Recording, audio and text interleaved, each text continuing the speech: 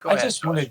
I just wanted to ask, and I normally don't do this, but I've been sort of watching the side chat a little bit. There's an individual, Matt Dunlap. If you guys expect people to take this channel seriously, then you probably should stop taking little personal stabs and making jokes about your opponents and focus on their arguments instead. Now, I have MS, so my memory is not the greatest, but I'm pretty sure we've been attacking this kid's dumbass arguments. If you'd like to be more specific about where you think we've gone awry, I'm here to entertain that. It's for you. What about for me?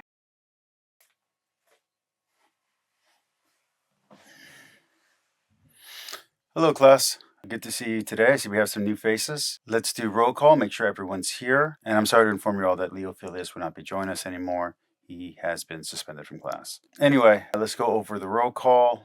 Prashante, good to see you again. Joshua, good to see you too. You're new to the class, but I'm sure everyone here will get along with you. I think you know some of the other students. I know I've tutored you before, but I don't know if those lessons stuck. For instance, there was some homework that you had to do that I never got. You were supposed to write an essay, 3 pages, MLA style, explaining if John Berigsma and Bryant Petrie were good scholars. I never did get that, but we can deal with that on another day.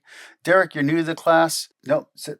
Derek, sit down. Not everything is a myth. You'll get your turn. Bart, go to the corner. You know what you did. Dr. Kipp, it's good to see you here again. Let's go ahead and start. Kipp, go ahead and start your presentation. What's the... So it's not literature when it says... No, he said it is literature. Wait, let me finish. So Okay. It's not functioning as literature when it says, like, go genocide these bad people. But when you point out that it included women and children, he's like, no, it's just literature. Like, it's hyperbole. Like, pick a struggle. Either it's part of, like, the literary polemic, or it's documenting, like, stuff that actually happened, and then you have to actually account for the fact that it's morally reprehensible. He doesn't want to do that. Sounds like he's, again, look over here, doing anything to get off of what's actually happening and what Alex is trying to ask him. Like, did God say this? Did anyone die? I mean, because if the guy goes, okay, this didn't happen in history at all, then we'd have a different philosophical, like, what's the moral lesson of the myth? You can't even find goodness in this in a literary sense. Like, if you really want to take it all the way down to the basics that this is mythology, if you go to our conclusions that this did not happen, it still does not give us a good... If anything, it's like, don't do this and don't be like this God depicted here, at best, Yeah, I mean, look, I think a really good example of this, and I want to say that it's Tiglath-Pileser I, but there's a royal inscription where it talks about how the enemy is very, very wicked, and the king is the pious, fear of Asher, and saying that he is doing all of these great things, follows it up immediately with this metaphor of he's the hunter, and like the enemy or the gazelles, and they're going to heat their blades up to go and slaughter the gazelle, and they're ripping open the pregnant women. In this context of he's a good king and he's doing what's right, I suspect that this young man would not turn and say, now look, we can't go jumping to conclusions about the Middle Assyrian Empire or the Middle Assyrians. We can't do that, right? Like, this is literature, and what's the lesson here? I don't think anybody's going to be doing that. I certainly don't think this young man's going to do that. But that's because that's not a divinely inspired text to him. And I think this is the issue: is it pick a lane. If you're going to defend the text based on its genre, if you're going to stay with the internal frame of reference of the narrative, cool, do that. If you're going to say, unabashedly, I'm going to bring my theological framework and place it over this text and read it in light of that framework, fine. But stop mixing them. Don't do one for a minute if it's serving you well, and then when he asks you a biting question that presses against that, flip over and talk about historical critical method. This is not, obviously this is not an honest way to engage the topic. Yeah, I agree. Look at the kind of hoops they have to jump through when it's their literature. Of course, they don't do this for anything else. Okay, so let's deal with this. So for those that aren't aware, let's go from the beginning here. Dr. Kipp Davis is trying to get some better equipment. He's been having some issues there. He has a GoFundMe. I'll try to put the link on the bottom. Obviously, I support Kipp Davis. I really like his work. So I'm not telling you not to fund him. I think you should help him out, help him get some better equipment. Also, even if you view him as an enemy or you view him as competition or as an opponent, you want the best opponent possible. This isn't the art of war here. We're not trying to be strategic and be dishonest in the way that we gain victories here. These are fellow humans, fellow Americans and Canadians that we disagree with. So if you like Kipp Davis's material and you think it's important to have honest scholarship, then you need to have a counterpoint to what apologists say, especially when they're telling you something false is true in order to convert you, and you just want to have an honest faith. It's okay to support Kipp Davis's project. That doesn't mean you have to agree with him. And maybe by being decent human beings, maybe he'll have a better opinion of Christians. Just an idea. But let's continue on. First off, I just want to say I got this, and one of the reasons I'm wearing this today is in honor of B.S. Lewis, who says that Taoism and Christianity have no way of connecting. Well, believe it or not, in certain Asian countries, the Catholic priests wear crosses like this, where the one true way is being crucified. Just saying.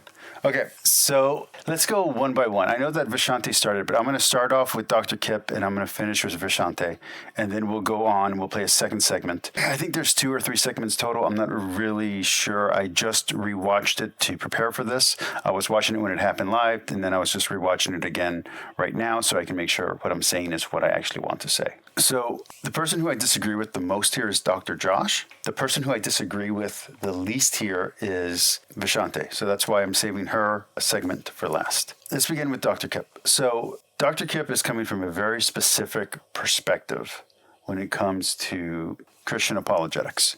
He doesn't like it. Just flat. I don't like apologetics for the most part either. I like what the original intent of apologetics is supposed to be, a simple and clear defense. If that's all that apologetics was, I'd be supporting it all the time. I just reviewed Trent Horn's apologetic book, Why We're Catholic, and I just reviewed Gavin Ortlund's apologetic work, What It Means to Be Protestant. One of those 2 works I liked a lot. It isn't the fact that it's apologetical that's the problem, if that's the point. The problem is when you're presenting facts that are opinion and that are meant to convince you of something, that are meant to sell you something, as if they are true. That's the problem. When you're trying to manipulate someone to believe something and you're using a lie to get them there. That's where I have a problem with apologetics. And I wish that was the problem that Kipp had with apologetics. I wish it was just as simple as I wish apologists would stop lying. But there is a little bit of anti-Christian, anti-evangelical bias here. And that's not to say a negative thing. There's a lot not to like, from the hate preaching, from the ripping people off, through seed planting, through the people using, through the prosperity gospel, through things you see preachers take old people's money from and dying people's money from to use, like for jets and for lavish houses instead of giving to the poor, or not allowing homeless people into your rec center or into your church during a hurricane. This looks bad. When you see the abuse scandals, when you see people blatantly lie about what the text says, Mike Winger, I'm looking at you, this does not make you look good. And if you combine with that the people who use the Bible to attack LGBTQ people, people who use the Bible to support racism, you have a lot of problems. Now, I have a different interpretation than Dr. Kipp on almost all of these things. I have a very unique perspective in the fact that I agree with the scholarship and agree with the theology, but I don't agree with the apologists. So that's there. Let's table that. I think Derek is being incredibly uncharitable, and it's one of the reasons why I didn't like his channel for a long time. One of the problems that I have with his view is that he views everything as myth. He tries to insert other mythologies into the biblical narrative, which is a mistake. The New Testament especially, is ripping off the Old Testament. That's what it's doing. It's copying things. It's writers doing writers' tricks. Now, these writers are Greek writers, so they're using Greek methods on Jewish theology or Jewish religion or whatever you want to call it before Scripture becomes solidified. That's what they're doing. They're using Hebrew Scripture, Hebrew history, and they're using Greek rhetorical tricks, and I'm guessing Roman rhetorical tricks in their writing. So these Latin language tricks and Koine Greek language tricks are there, and these tropes are there, and these genres are there.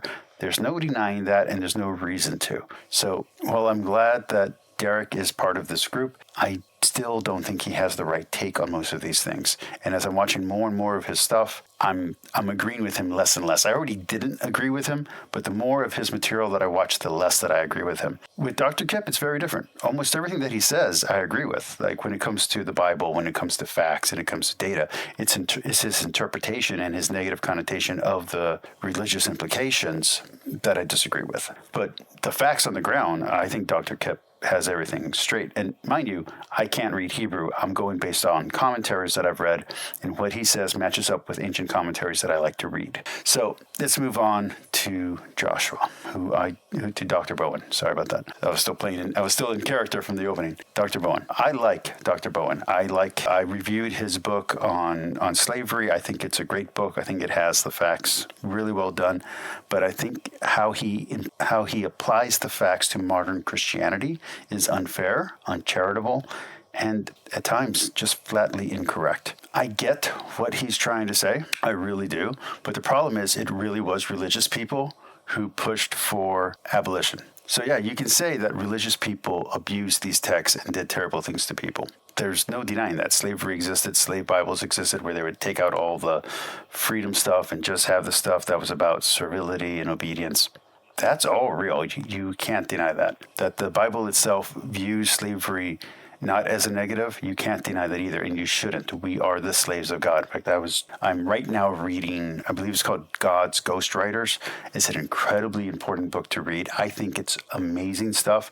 It's not new material to me, which is surprising because you would think something that shocking would be. I was expecting a whole bunch of new material. It's stuff that I've already known. I disagree with a lot of the framing in the book, and I disagree with some of the verbiage and, let's just say, the woke and progressive and PC language that she's using, but she can't maintain it throughout her book, so it's not as big of a problem after you get past like the intro and the first chapter. But it still makes it very hard to read. But the material that's in there is incredibly important, and it's something that every Christian should know, and I know from experience most Protestants and evangelicals don't know.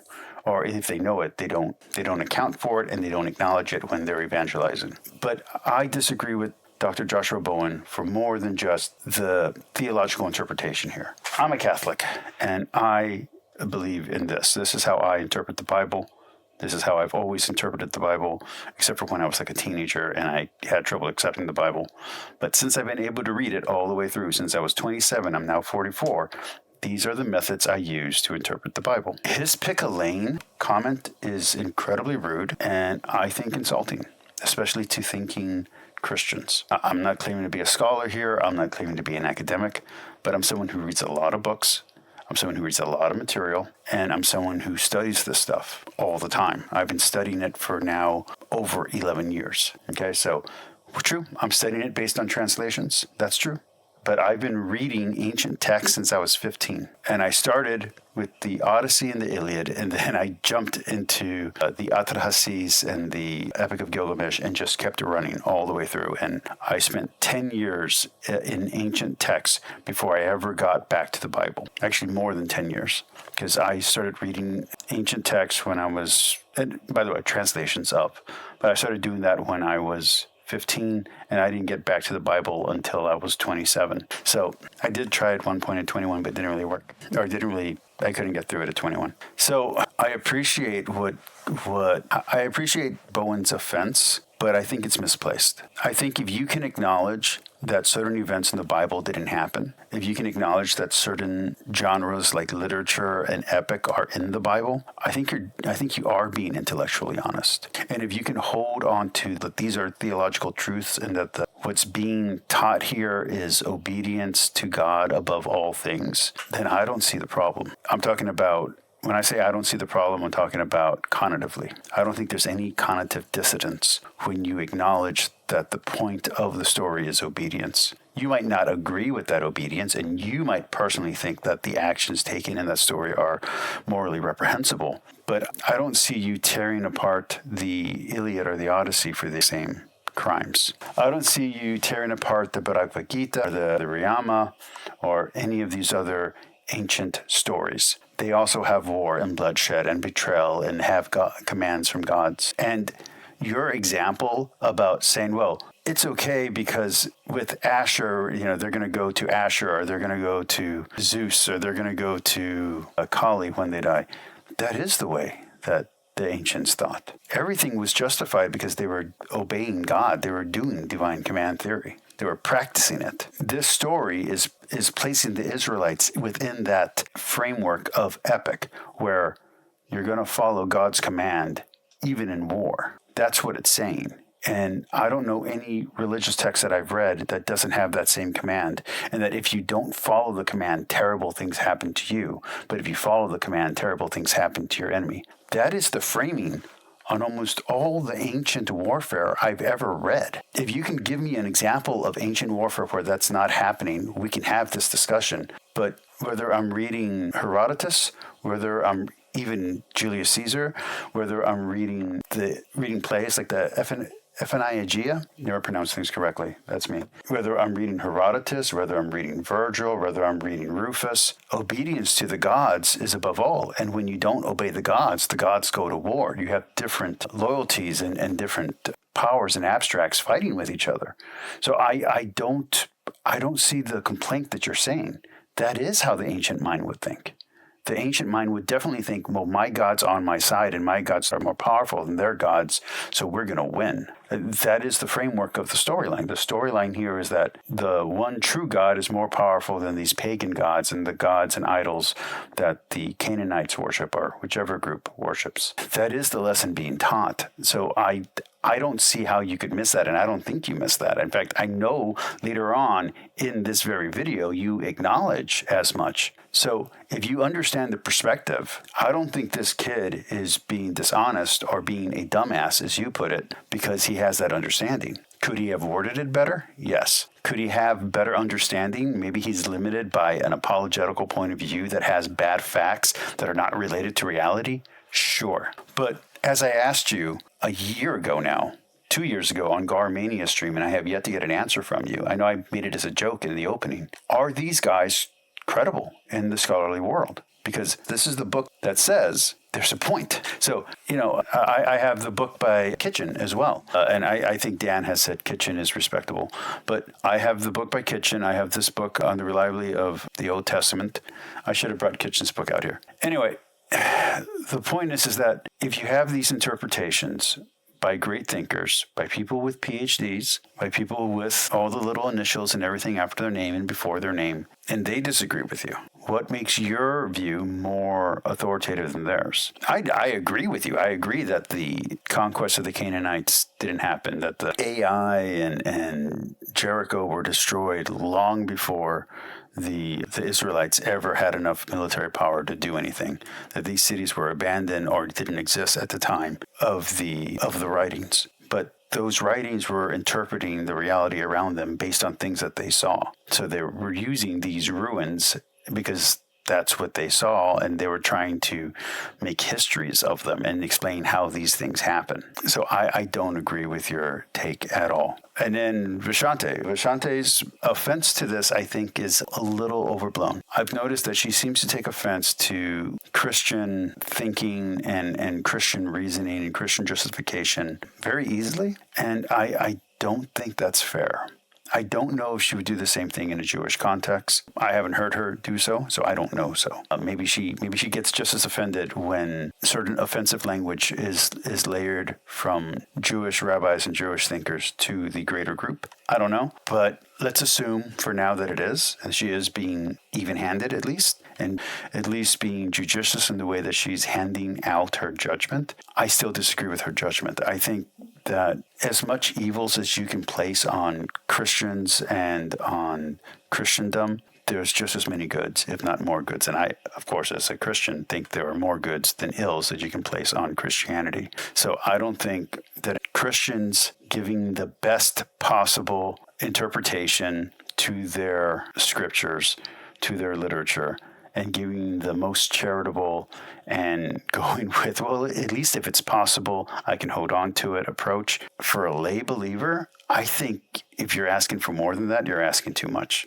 Because people don't do that with anything else. Just like you say, people don't do that with anything else. People don't do that with works of fiction. People don't do that with histories, with biographies.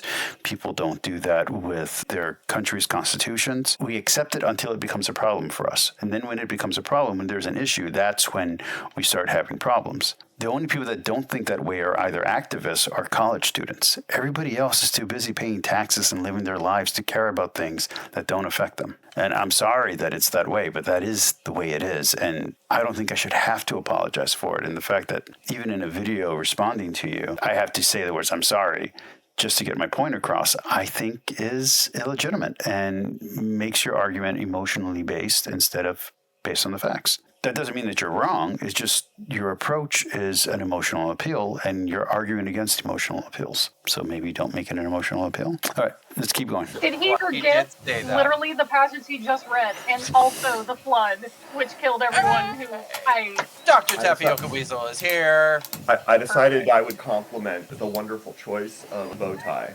So let's ignore the joke for 1 second, or forever. I do think it's a real problem when Christians or apologists or anyone, even Muslims, when they're looking at these passages, try to dismiss or minimize the violence in the Bible. Yes, we can say that this is an epic account or a literary account or a poetic account, and it didn't really happen. But in the narrative of the Bible, it absolutely happened. And to dismiss the fact that God commanded, genocide, that's kind of a big deal.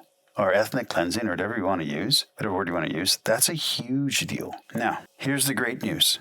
God didn't command that. So what's happening there? Well, there are multiple approaches. There's that the people understood it that way.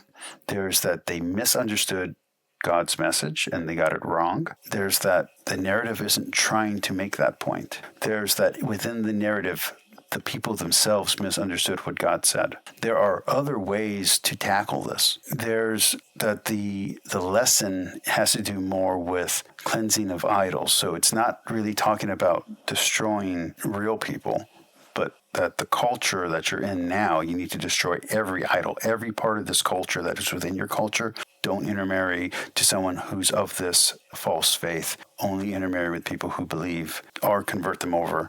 Don't have idols, not even small idols. Destroy even the smallest idol, whether it's an idol of a calf or a sheep, whether it's an idol of a child, whether it's an idol of a god or goddess. Destroy all the idols. You can take it that way, but you have to say when you're doing that, I don't think that this is a real event that really happened in history. No, you can do the Catholic thing and say both it really happened, and it also has this, allegorical spiritual meaning.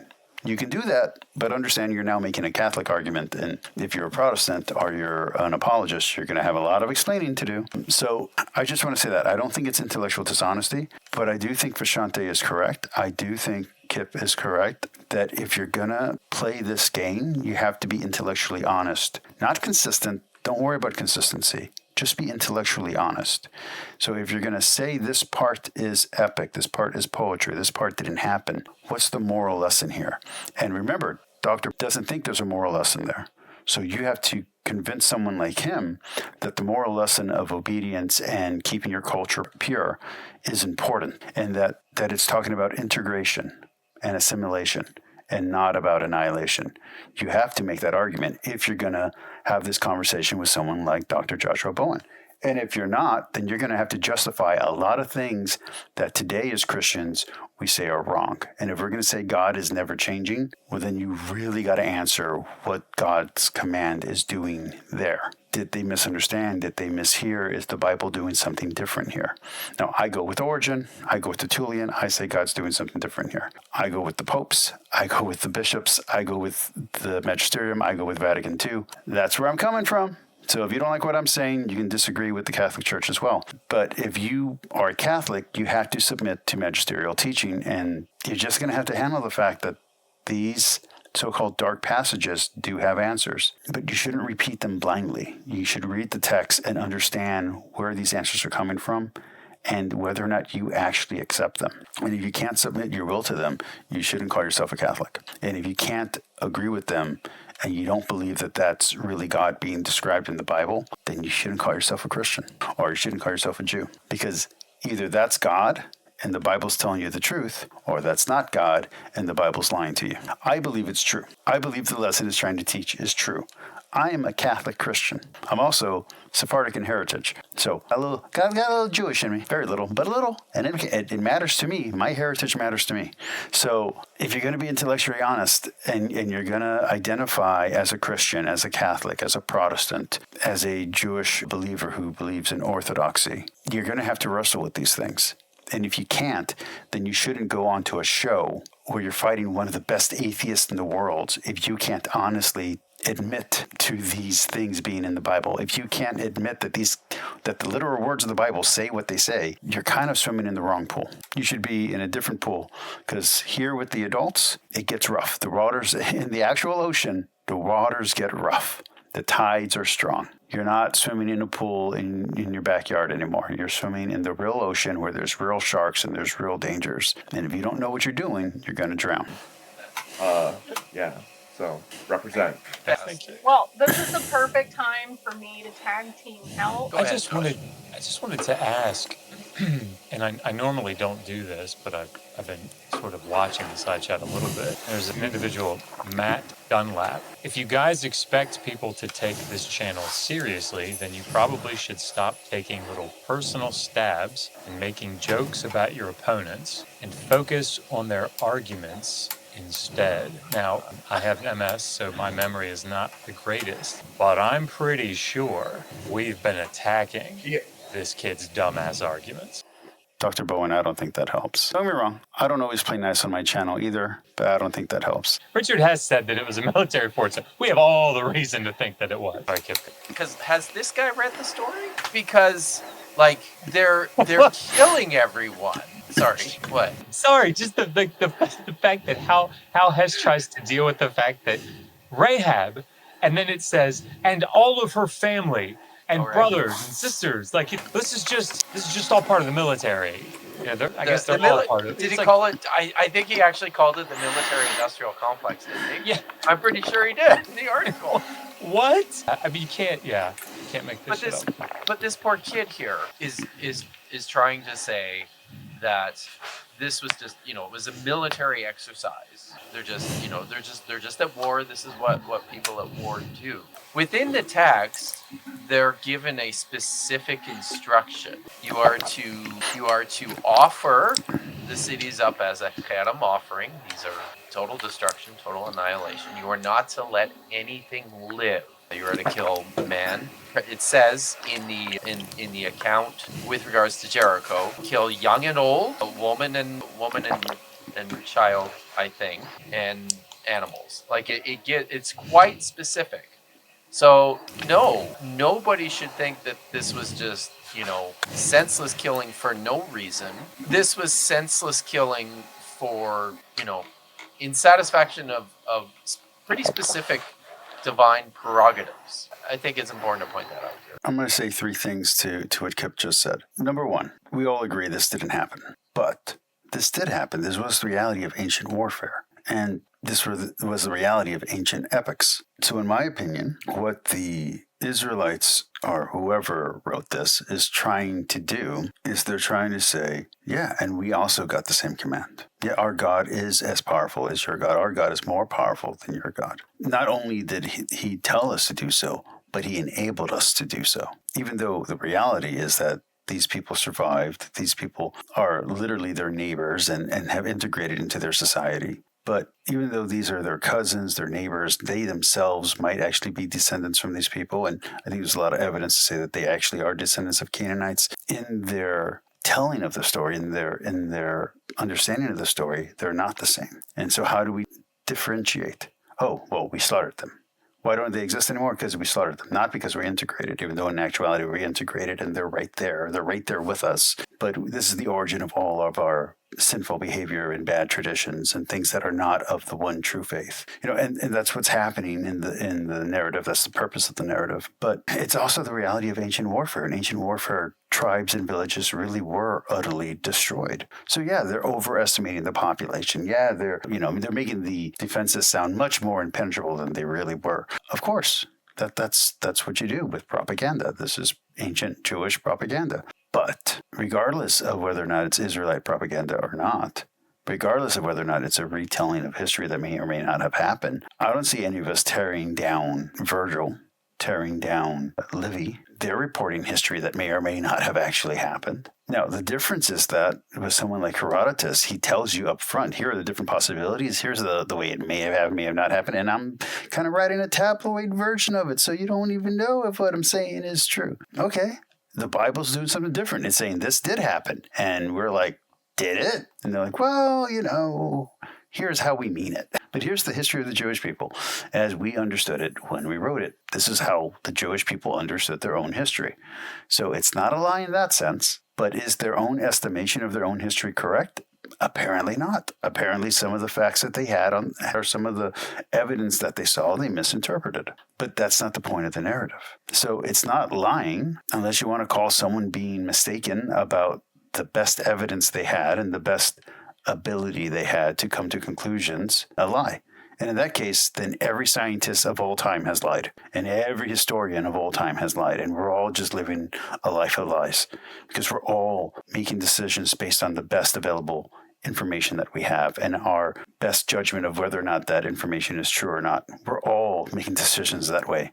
Even you, even all of you, whether it's Kipp or Derek or Joshua or the new guy who I don't know, we're all making decisions based on our best ability to understand the information that we have. And there are many places where there can be gaps, whether it's that the information is wrong or incomplete, whether our understanding is wrong or incomplete.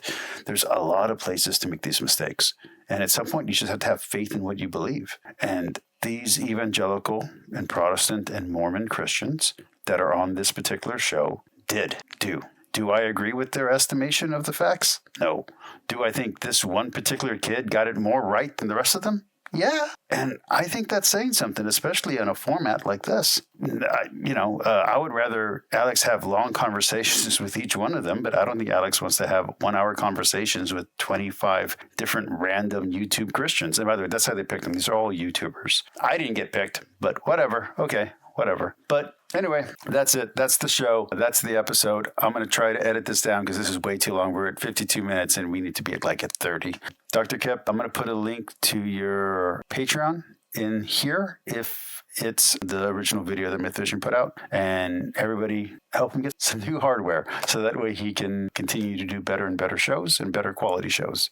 Maybe get like a blue screen or green screen and get those snowboards out of the camera view and put books like all the other good YouTubers. Put on books and be up to date for 5 years ago YouTube.